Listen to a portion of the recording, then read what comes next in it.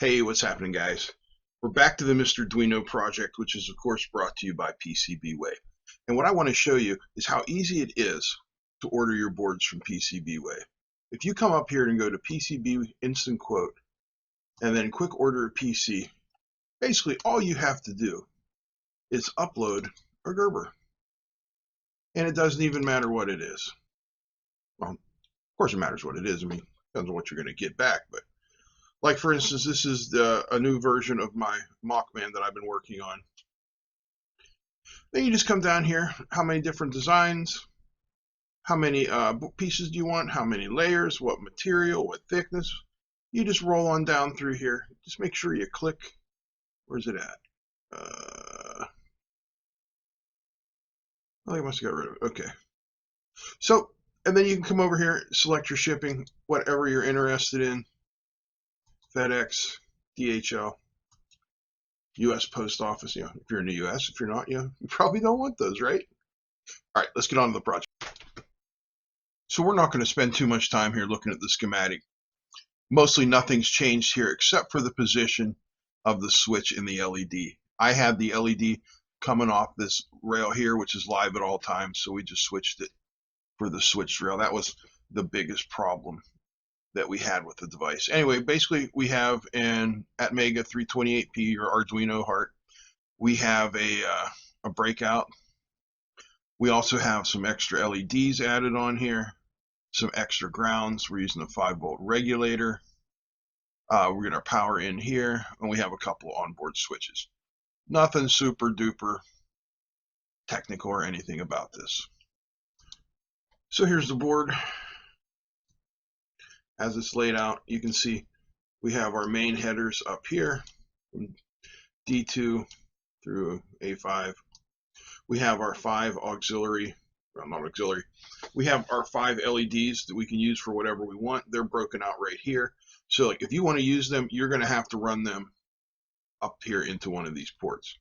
We have some extra grounds. We have our serial port. We have some resistors, some capacitors, a clock. This clock is 16 megahertz. I don't know why that says 15. Check the boards. Yeah, board says 15 too, but no, they're 16 megahertz. We have a reset switch, and then we have these 2 switches here, which will pull D7 and D8 low. All right, let's go put one of these together. What do you say? All right, so I got the boards here. And you can see they look pretty doggone good.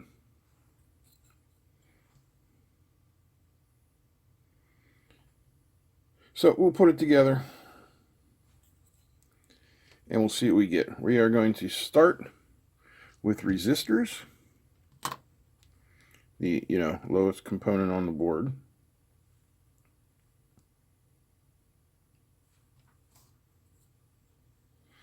There's a 10K. Now for that 470R, because it is only the current limiting resistor for power LED, I don't care how dim it is, I'm just going to go ahead and throw a 1K resistor in there. I'm going to populate this whole thing with 1K resistors. There you go. All the resistors are in. And they're all facing the same direction, except for this one, which I do especially for my friend Barry. Just to, play with his OCD a little bit.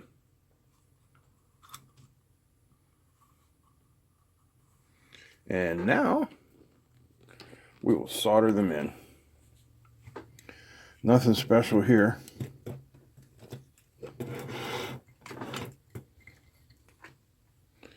Just some solder. This is a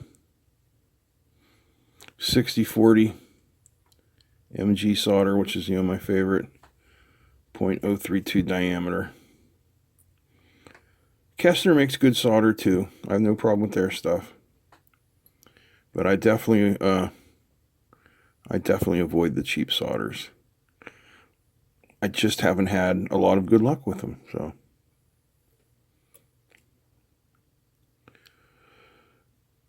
for anybody that's interested, it has been a trying 2 weeks, well, 3 weeks actually, since my mother's baby sister, my last actual aunt,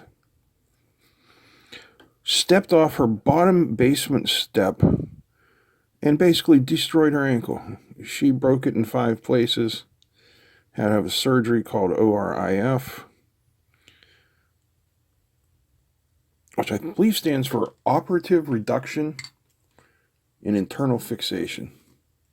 I'm pretty sure on the internal fixation. The operative reduction, I'm not quite sure. Basically, they put screws and plates in her. So, she's 70 years old. She lives alone. And now she's not weight bearing. And, well, she had a couple of issues after the surgery, but those seem to be well resolved now. But anyway, Friday she called me from the nursing home to tell me that somebody had informed her her insurance would no longer pay after Saturday. So Sunday I had to go get her, take her home. Then I spent last night there with her because I didn't feel, whoopies. We'll correct that in 1 second. No worries, it's not getting hot or anything. I didn't feel comfortable leaving her by herself, so I've been dealing with that for the last 3 weeks.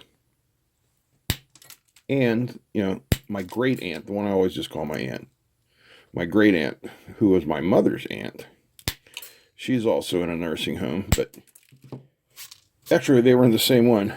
My great aunt, however, is never coming home. She's almost 90 years old and can no longer walk. So, yeah, she's not coming home. All right, let's put in some capacitors.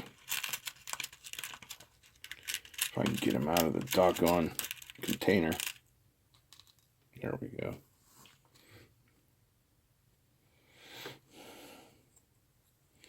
These are 22 puff.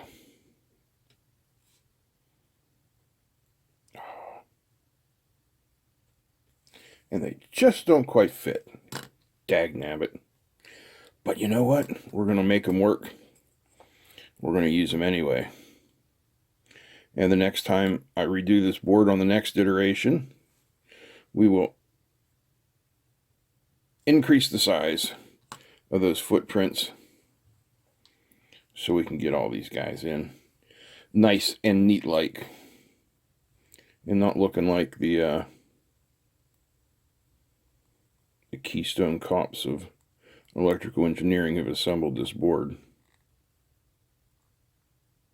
Of course, most of you are going, who the hell are the Keystone Cops? Especially you, Yaya. You don't know who the Keystone Cops are. You're too young. Yaya is a friend and dorm mate of my son, Blake.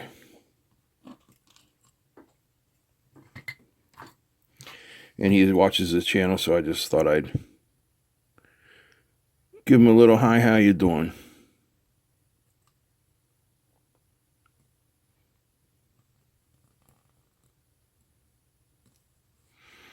He's up there at the University of Pittsburgh, and Pittsburgh, PA, one of the greatest cities on earth.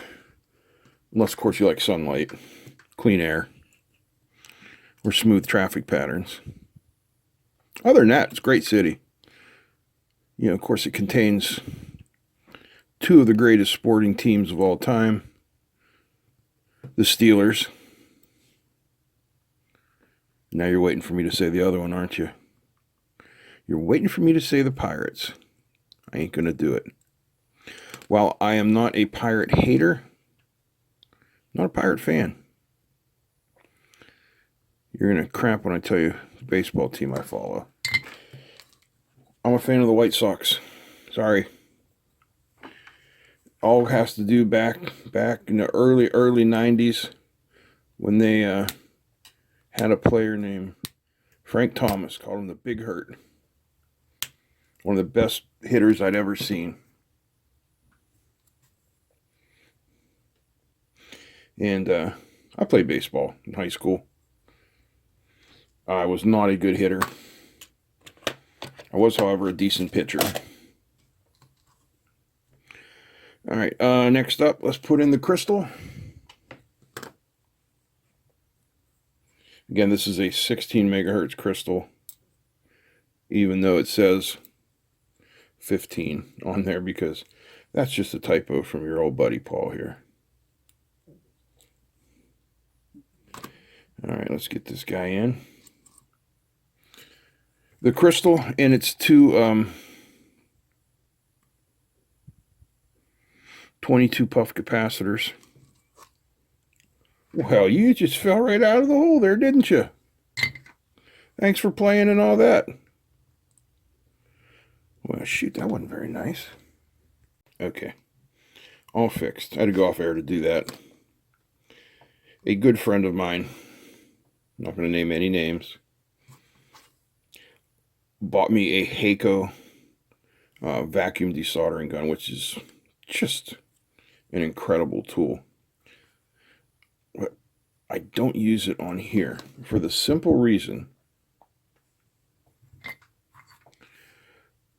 that it's so doggone expensive that I know a lot of people don't have one or can't afford one, and I don't want them thinking that that is the only method for extracting solder from vias and desoldering components and whatnot. It's not. There are many, many methods. That is simply the most convenient and probably the most costly method. But boy, does it work. And it is really nice. And I just want that one particular friend to know how much I appreciate that gift. And I do use it all the time.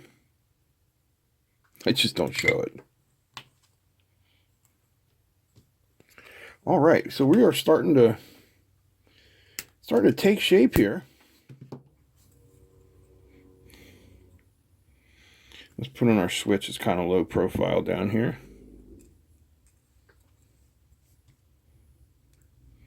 And of course, this was the root of my problems in the last video. Although it wasn't a problem. I mean, the board worked just fine. It was just I had the power supply in the wrong place, and it was always on, so the switch did nothing except mock me. Nobody likes to be mocked.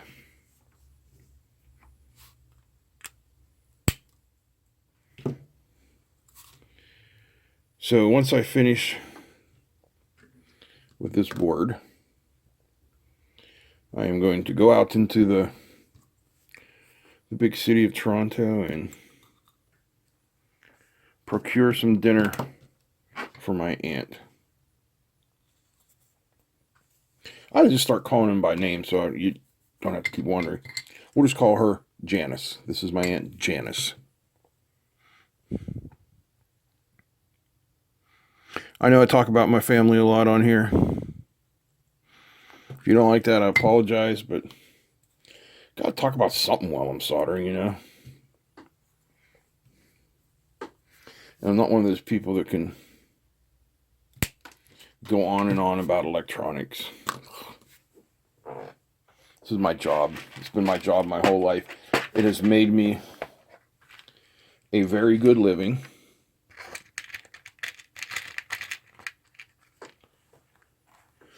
But after, 30 some years of doing this,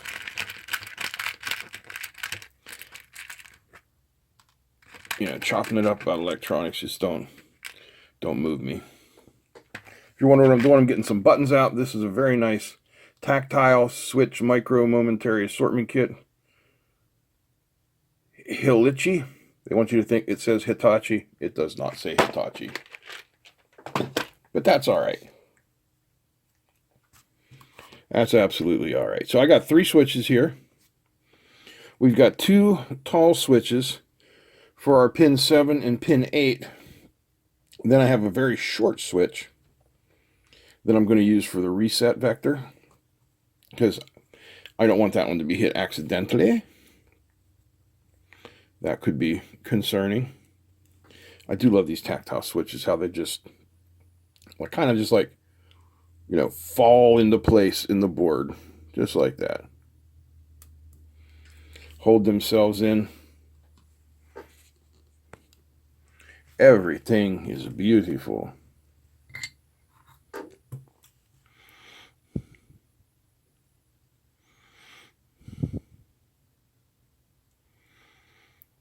We'll get them started soldering in here, and I'm just putting one dot of solder on one corner of each of the 3 switches. I'm going to take it, flip it over, make sure they're still where they're supposed to be.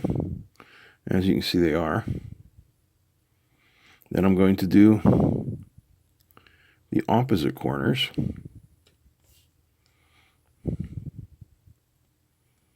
And then I'll just come back in and fill them up. Is this the only way to solder them? Is this the proper pattern? Is it like doing your spark plug wires? No, you solder them however you want. I do things my own way, but you don't have to do them that way. However works for you.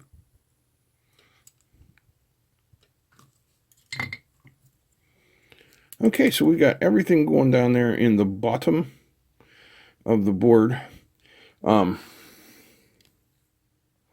Let's put in my holders for the Arduino. 1 second, please. Okay, we got our Atmega 328P chip here. Make sure we line the notch up correctly. And then what I'm going to do is I'm going to put them in the slots like you see here.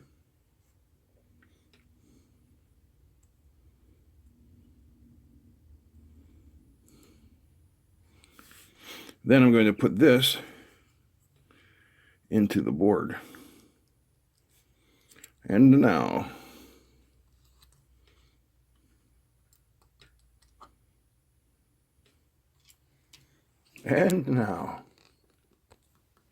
we're good to go.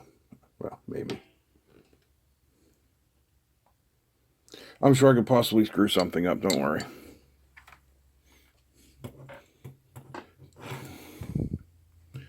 Just kind of the nature of the beast. So I just want to go slowly. Take my time.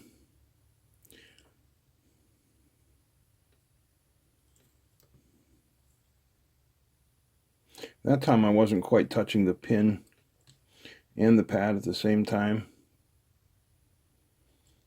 which makes the solder not want to melt. If your solder doesn't want to melt like in the timeline that you're used to, then there's probably an issue. All right, I'm going to solder all these in. You don't have to watch. Okay. So she's soldered in there. Now, next version, we'll have the, I don't know what you call them, frames or whatever for these socket holders, chip holders. And this will sit down lower on the board so it doesn't look like a turd in a punch bowl. Right? Onward and upward, my friends. Onward and upward. Okay. Well, I cheated while you weren't looking. I went ahead and populated the rest of the board. You didn't hear me rattling on anymore, did you? So what I did is I put in the voltage regulator, all of these headers, the LEDs, and now let's talk about what I missed. Now, granted, we haven't tested this yet, so it may be non-functional, but the last one worked, so this one should probably work too. So I'm looking here. I got my LEDs. I've got some extra grounds. I've got my TX and RX for communication.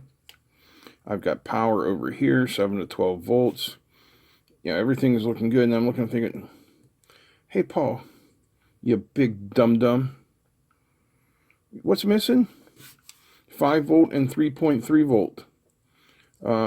There's nowhere to get power for this other than turning on a pin, which, you know, I can do that for now. But in the next one, I'm going to have to do something about that. And I'm looking at this going, this is stupid. Why do I have this stupid power thing? Why am I not putting on a jack? A 2.1 millimeter, you know, standard battery jack. Well, I'm going to. So that's going to be the next thing we do. All right, let's get some power and power this guy up. All right, well, and you can see I've got it hooked up to power supply, which is set for 7 volts. What do you say we go ahead and turn it on and see what happens? Well, she's lit up. She's drawing 9 milliamps. Not really a lot, is it?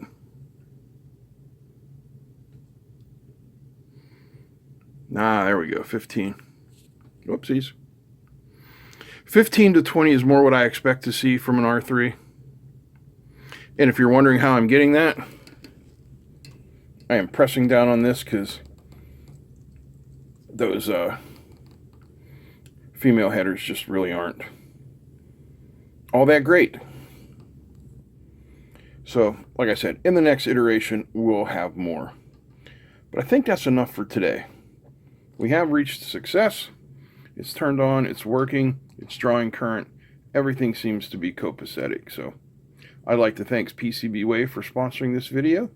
I would like to thank you for watching this video. And if you enjoyed it, I hope you'll give me a thumbs up. And feel free to comment, share, and please, if you haven't yet, subscribe. Doesn't cost you anything. What will cost you something is my Patreon. Costs you $1 a month. Buy me a Coke. All right, guys. That's it. I'm out. Peace.